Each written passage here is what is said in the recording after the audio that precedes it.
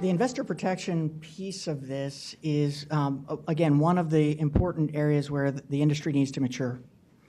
So, again, what we've seen with the tokenization of all sorts of things is folks are able to get to market very efficiently. So this is one of the promises of the blockchain revolution, is you can take assets to capital markets, to tradable tokens in minutes.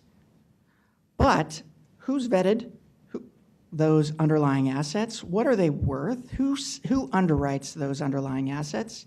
And what you see is, if you can't trust one, can you trust another? Who do you know what to trust? And if those can end up in the hands of grandma, you know, is grandma really qualified to hold these things? You end up with an industry that breaks down.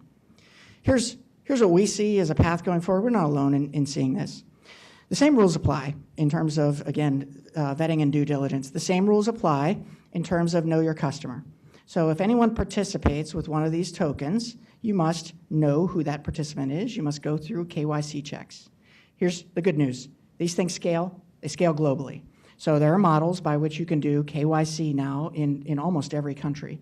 And yes, even some banks, even though some banks struggle with this, the models are out there, and that's going to change this industry.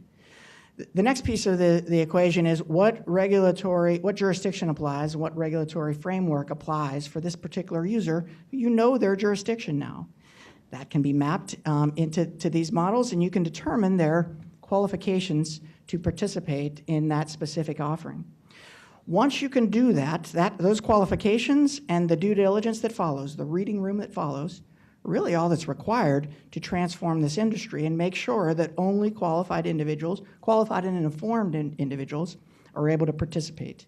And then, of course, for those offerings, who underwrote this? Who verified the veracity of these claims? Was it the issuer? Was it a broker-dealer, et cetera? Making those things transparent is actually easy. It's just pulling it all together into a framework and tamping down on the bad apples in the system, having people insist on using these models, is the future of investor protection. Investors need to insist that they're only going to go through models that have actually followed these legitimate processes.